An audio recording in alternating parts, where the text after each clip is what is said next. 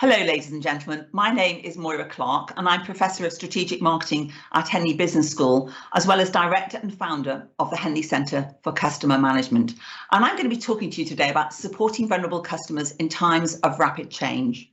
Now, this is a subject that's very close to my heart because my lovely dear sister Pamela passed away at the end of last year, and she was a vulnerable customer. And it was only through my helping her really in the last few months before she passed away that made me realise how difficult it was for vulnerable customers to communicate and to manage organisations, and it was the way those organisations that dealt with her that made me realise, wow, this is really quite a big topic. So I looked into it and I thought there's so much more we could do for vulnerable customers. So that's really what inspired me to do this research and embark on this particular journey. So what we're going to talk about today is really making sure you don't leave anyone behind. Do you really know who your vulnerable customers are? Can technology help support vulnerable customers? And are your staff empowered and skilled enough to deal with vulnerable customers? So let's look at the data. The spread of COVID-19 around the world in the last, 20 months, I think it is, has stopped us all in our tracks and made us all reevaluate what is really important in our lives. The global pandemic has forced us to change our behaviours. It's such a short space of time and at a speed that we couldn't have previously imagined. This change has brought challenges and opportunities for organisations who are trying to respond to these new behaviours. And also in terms of not just the customers, but also their staff. We've seen e-commerce grow by over 30% in 2020. And Euromonitor estimates that 17% of goods will be bought online in 2021, which is nearly doubling from 2016. And you can see here on this slide, that the global digital growth is amazing, really, across all sorts of platforms, from active social media users to internet users and even unique mobile telephone users. And of course, digital solutions to everyday problems are being developed at an unprecedented rate. We can virtually try clothes on with Kendra Scott if you wish to do so, and you can do that with Ray-Ban sunglasses as well. And we can use augmented reality to check the new kitchen table that you want to buy from IKEA looks good in your kitchen. If you haven't tried that, it's really worth looking at it. It's quite extraordinary. I did it with my office. It's amazing. Also, we've become socially dependent with online communities now meeting colleagues and family and friends over Zoom or whatever platform you choose. Most of our shopping can be done online, and even products that previously we'd have thought impossible to buy without seeing them can now be bought through that channel. Estate agents are saying that people are buying flats and houses with virtual tours, and high involvement products like fridge freezers and sofas and even pianos are being purchased sight unseen through online platforms. So, you may say, well, Moira, isn't that great? Organisations are finally waking up to a brave new world. Well, it is great as long as you have got internet access and the skills so that you can work from home and socialise and do your video calls with your friends and family. But what about vulnerable people? Those people who don't have a smartphone or have no idea how to use the internet. People who can't use the internet to readily access health advice or medical appointments or even social care. And people who can't use Zoom to catch up with their friends and family and have no idea at all how to do their weekly shopping online. They are being increasingly excluded from society. The pandemic is causing a widening rift in society between those who can embrace these new ways of living and those who are being left behind. Now then, if we look at individuals using the internet, it is really quite extraordinary. What we can see from some of these facts here, that whilst the percentage of people using the internet by region has increased dramatically, it still isn't everyone. And if we drill down specifically here to, let's just look at Africa, for example, only a quarter of the population has internet access. Though this is nearly 50-fold increase in internet usage since the turn of the millennium. So yes, it's going up exponentially, but it still isn't very high. And I like this quote here: without affordable internet and reliable power, broadband internet access will remain out of reach for many low-income Africans living in rural areas. So it is pretty tricky, and even if we look at the UK, which you may say, well, surely, we've got to be good. Well, actually, we're not good at all. Only 6.3% of adults in the UK have never used the internet that was from 2020 data. And 2 million households don't have access to the internet. 34% have provided help to a digitally excluded friend. And I bet there's lots of you out there today who have actually done that, you've got friends or relatives who say, I don't know how to do this. Can you come and help me? People that you've helped making payments online or setting up an online mobile banking and things like that. So it is really quite tricky. And yet, really, despite this, when you look at it, there are still issues. So if we look at organisations like New York City, still forcing everyone to use the internet and not making allowances for those who can't. So New York City's healthy sign-up portal for the COVID vaccine includes 51 questions and a request to upload a scanned health insurance card. Now, as a result of that, as you can imagine, many people, especially the elderly or the poor or the less digitally literate, struggle or fail to make an appointment when they were first eligible. So they just don't do it. They can't do it. And in the UK at the moment, we've got a real issue with GPs GPs can see just a third of their patients in person. And what they're saying is that this is costing lives because some people just don't go to the GP because you have to register online for this e-portal, and people struggle to do that, or they don't know how to do that, or it just isn't working. So you're excluding people when you perhaps shouldn't be. So then, how are we defining vulnerable customers? Well, a vulnerable customer is someone who, due to their personal circumstances, is especially susceptible to detriment, particularly when a firm is not acting with appropriate levels of care. Now, they've identified 4 key factors that can lead to customers becoming vulnerable. There's poor health, low resilience, and that's financial as well as emotional, negative life events, and poor capability. But remember, there's always an interplay between these. And often you find that if somebody perhaps has had a negative life event, something awful has happened, maybe they've lost a loved one or something like that, or they've lost their job, that impacts on their resilience and sometimes impacts on their health as well. So let's look at some data then from across the world. Okay, so let's look at the USA, for example. Vulnerable people in the USA. Now, in the United States, it's estimated that 1 in 3 has a chronic condition which increases risk of COVID-19 complications or is over the age of 60. That's a third. 1 in 4 has a behavioural health condition, and 1 in 7 lives in poverty. Now, it's really tricky, ladies and gentlemen, to get a view of data because it's difficult to get a consistent view globally. So I've just had to pick out some examples. So that's the States. What about Africa then? Well, they use something called the Consumer Vulnerability Index. For South Africa, it shows a relatively steep increase in the second and third quarters of 2020, rising to a score of nearly 57 from the 50 in the first half of 2018. Now, it does show an easing to 54 points in the final quarter of 2020, but what we're seeing, though, is that people are vulnerable. And the Customer Vulnerability Index still indicates a higher than average vulnerability score for households in Africa. And I think those of you perhaps today who are dialing in from Africa can probably see that very, very clearly. If we look at data from the UK here, around a quarter of the population in the UK experience a mental health problem each year, and 1 in 6 report experiencing a common mental health problem such as anxiety or depression in any given week. 22%, about 14 million people, live in a low-income household. Another 14 million report having some form of disability, and about 12 million people are aged 65 or over. So my question to all of you dialing in and listening to me is, do you have a way of identifying who your vulnerable customers are? Now, when I ask this question to many of the audiences I speak to, the vast majority say, well, not sure. And that's followed by a no. And the reality is that very few organisations do have a way of identifying vulnerable customers. Okay, so let's now look at these different categories that we have. And I'm just going to have a quick drink of water.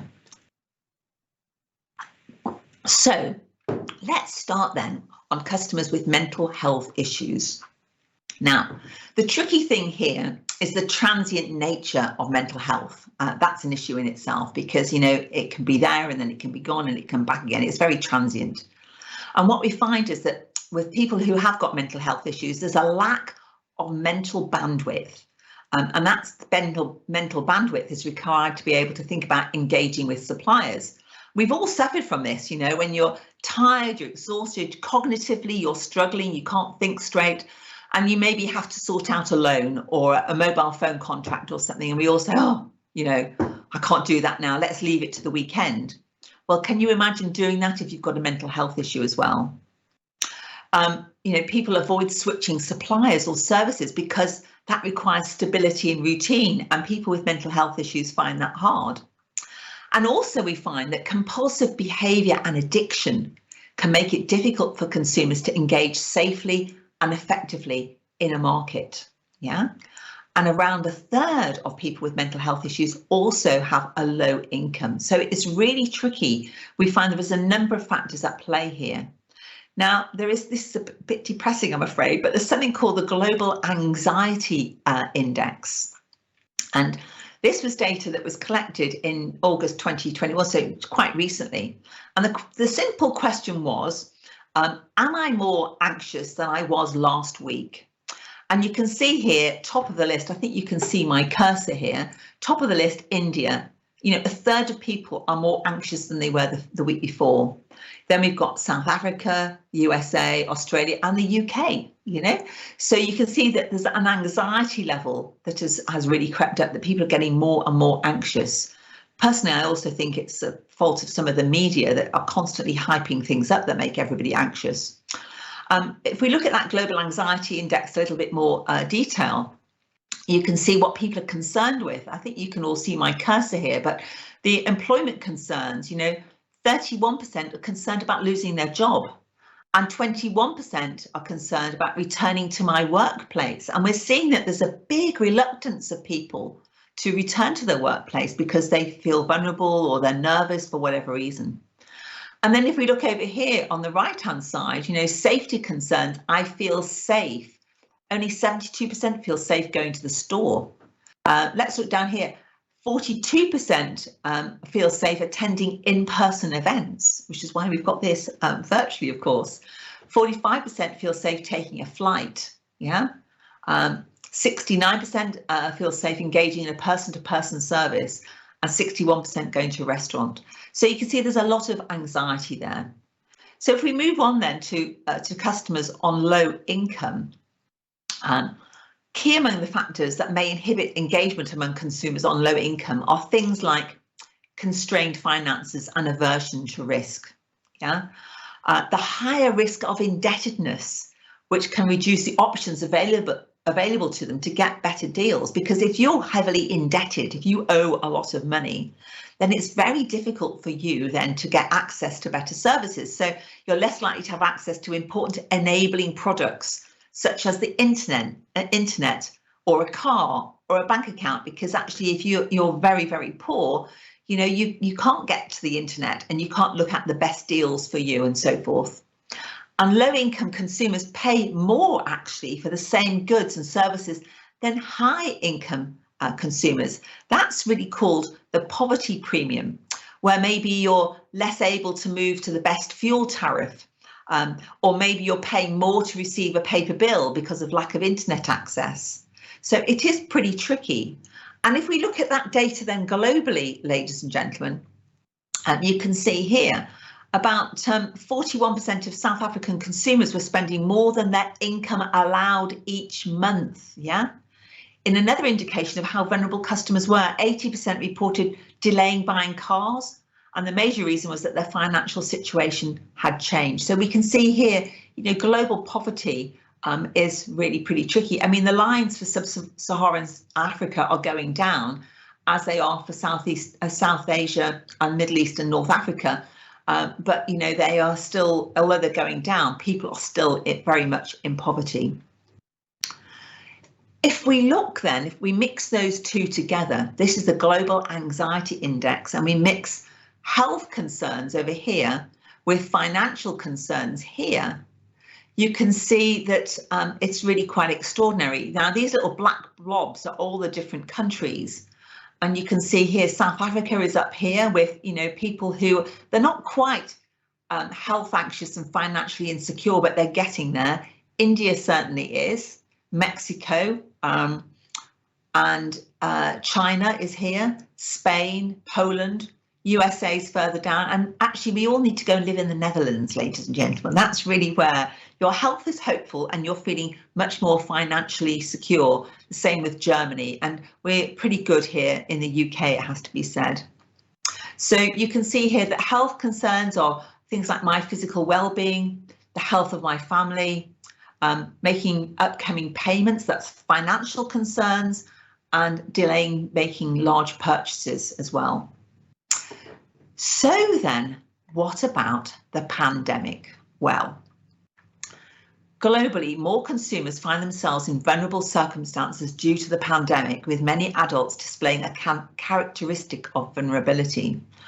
And what we're seeing here, certainly in the UK, actually, is that people who've traditionally perhaps been very secure and maybe very middle class and you consider to be quite well off, are suddenly finding themselves very vulnerable because actually for the first time in their lives, maybe they've lost their job. They are maybe ill, or they've lost close members of their family, or whatever it is. And suddenly they've been catapulted from being quite safe and secure to being very, very vulnerable. And they absolutely don't know how to navigate that.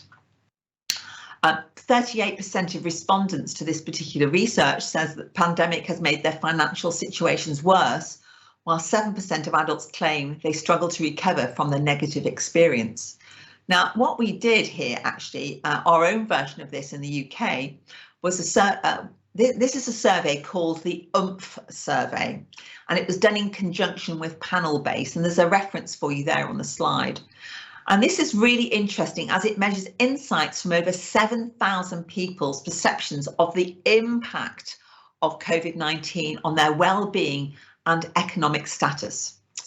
God, I've gone all American status. The study is delivered through Decision Juice research platform, which allows the team to combine quantitative data with rich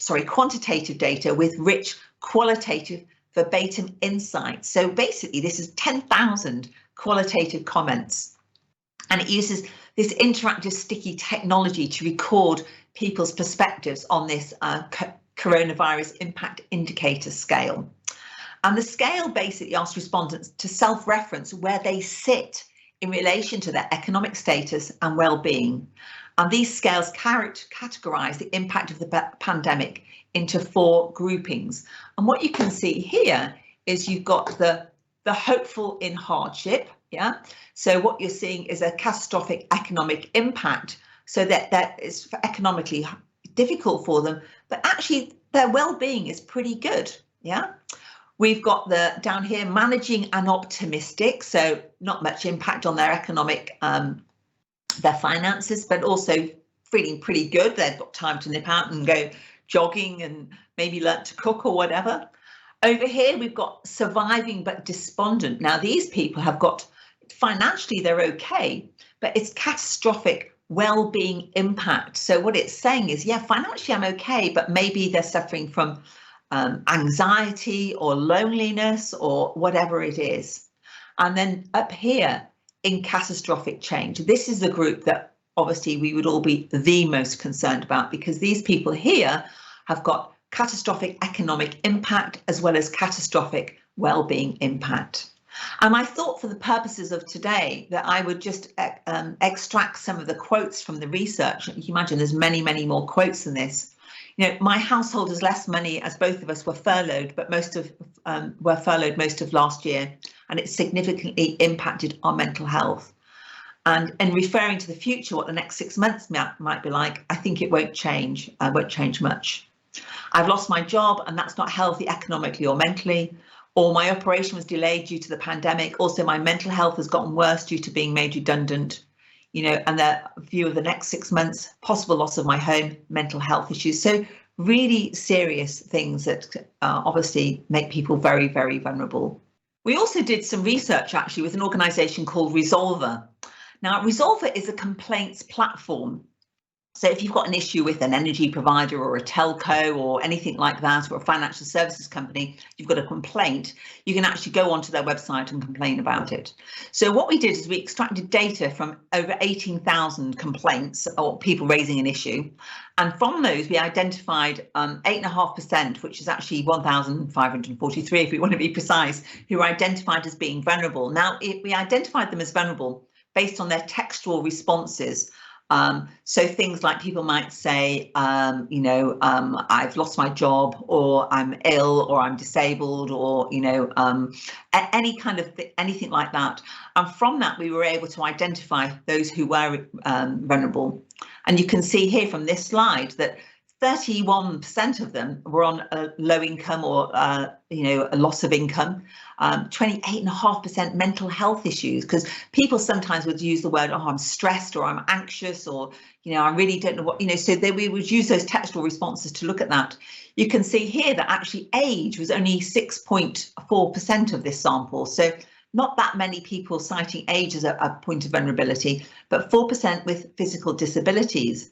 So we look at the physical disabilities in a little bit more depth here, and I apologise that this is only UK data. I really struggled to get any data globally, and perhaps if you were interested in this, you could find that data for yourselves from your own country.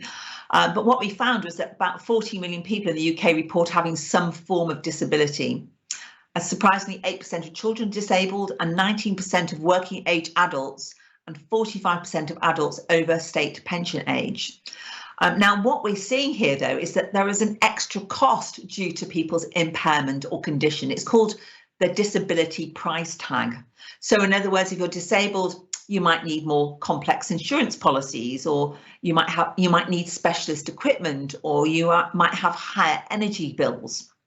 So what we're seeing is what we call a digital divide for disabled people, with 20% of disabled adults having not accessed online content.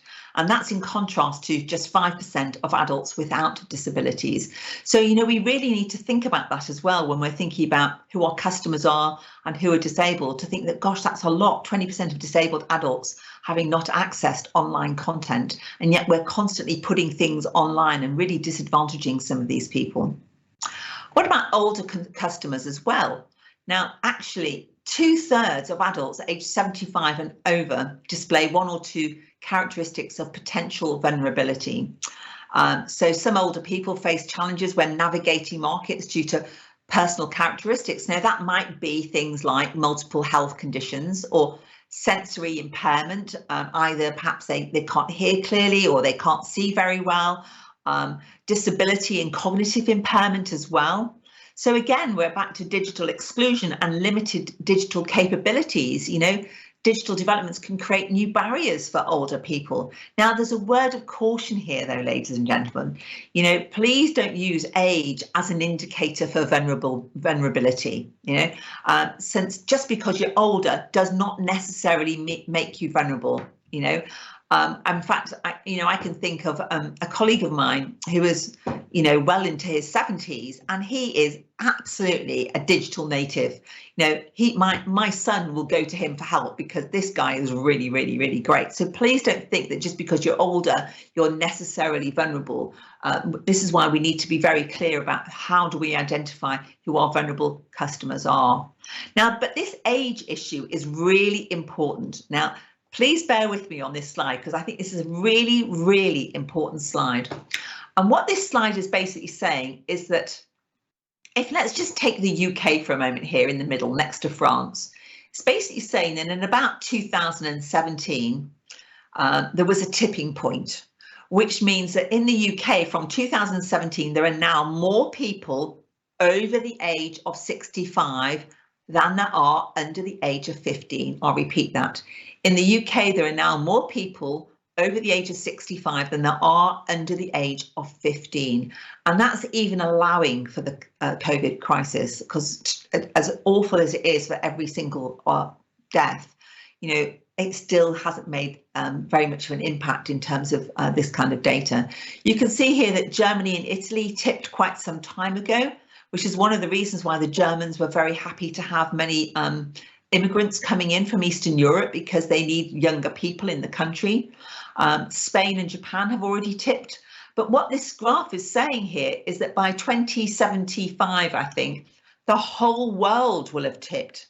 All countries in the world will have more people over the age of 65 than there are under the age of 15, which is pretty staggering. And you can see here that India is there as well. Now, I haven't got Africa there, but what I have got for you is a couple of pyramids that you might find interesting. So this is the UK population pyramid, and you can see here we've got a big fat baby boomer middle here. Yeah, we've got a very aging population in the UK, and you can see as time goes on, that pyramid is going to get fatter at the top, so we'll have many more older people. If we look at the pyramid for South Africa, it looks like this. So at the moment, you've got very much a pyramid, which is great because you've got lots of young people. But as time goes on, guys, these young people down here, you can see my cursor here, are actually going to go and bulge further up because people will be living longer. So if that is the case, then what is it that can we do? What can we do to actually, as organisations, what can we do about this? We are so focused on pushing everything online and making everything self-service. We're in danger of ignoring the most vulnerable people in society. So how can we bridge that gap between the haves and the have-nots?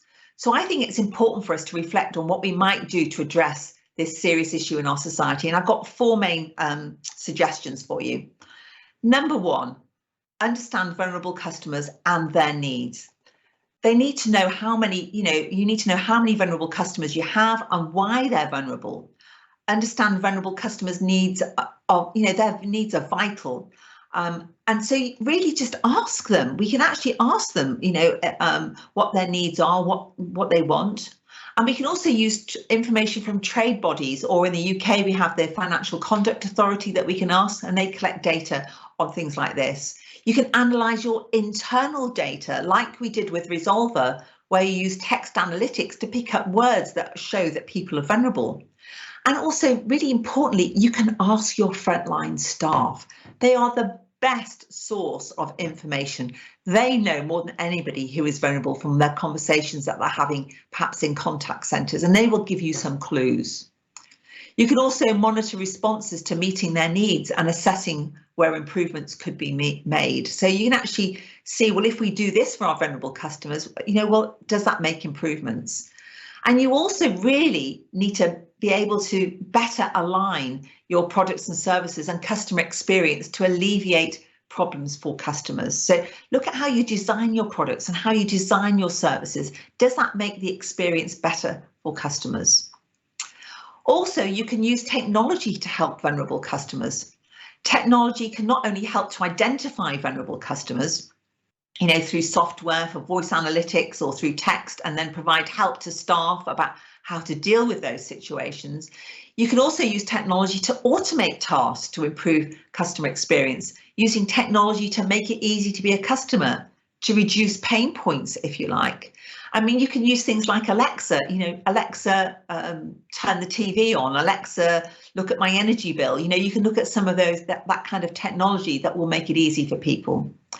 You can also technology can also be used to free up staff time to help vulnerable customers, because if you make it easier for the staff to free up their time, they've got more time to speak to vulnerable customers through the contact centre or even in person.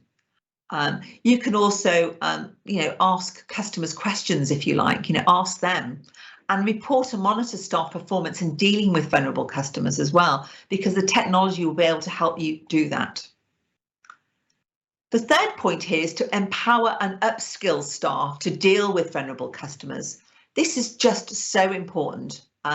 Using training and developing, that's essential to help staff with difficult situations. And I've certainly seen companies who use role playing to share real life experiences. So they will role play something perhaps that's even happened for real in their family, and see if the colleague, the other staff member, deals with it in an appropriate way.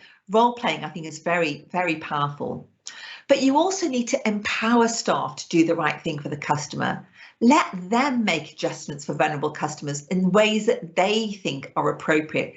So instead of steadfastly having to stick to, we call it all the T's and C's, or all the rules and regulations, give them a little bit of leeway so that they can deal with vulnerable customers better. And also maybe incentivize staff for providing excellent customer experience when dealing with customers. Now, I'm not a great fan of financially incentivizing staff, because you might get the law of unintended consequences, but you can also incentivize them in terms of, recognition and other perhaps non-monetary ways of incentivizing staff. So I think it's really important to think of how you might do that. But also ask the staff themselves, what do they want? How can you help them to deal with vulnerable customers? I think that's so important. And then finally, develop an organisational climate that treats vulnerable customers fairly. Now, many firms talk about creating the right culture for the fair treatment of vulnerable customers. But culture is really difficult to change, and it takes a long time. So I'm a great fan of what we really need is the right organisational climate. Now, what we mean by that is having the right policies, practices, procedures and rewards that focus on the fair treatment of vulnerable customers throughout the whole customer journey.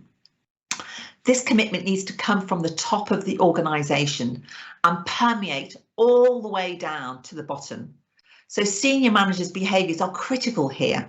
This is not about paying lip service or being seen to do the right things. And I love the saying, actions speak louder than words. You really need to have the managers championing some of these things, but also that looking at what do they do with vulnerable customers, showing by example, if you like. So senior managers need to ensure that everyone understands what's expected of them. And actually, if they're not the champions, appoint a vulnerability champion or champions to promote the messages internally, and have clear policies, practices, procedures and rewards for dealing with vulnerable customers. Flexible customer service provision and effective communication. And finally, senior managers should be aware of the challenges that staff face in remote working and strive to maintain a positive climate despite the challenges that this presents. I mean, we've actually done some work in the research centre, the Henley Centre for Customer Management, about hybrid working and remote working. And it does present a lot of challenges for people, and staff then become vulnerable if we're not careful. So, in summary, ladies and gentlemen, addressing these 4 key areas that I've talked about undoubtedly provides organisations with some guidance on what they can do to support vulnerable customers, particularly in these really difficult, challenging times. Considering customers' needs is not only good for business in terms of improvements in corporate reputation and customer retention, but ultimately it also provides customers with a better customer experience and improves their quality of life, which really is what it's all about at the end of the day, isn't it? So post-pandemic is the time, I hope we are post-pandemic, or maybe not quite post-pandemic, but post-pandemic is the time to make sure that the right building blocks are in place to support those who are the most vulnerable in society.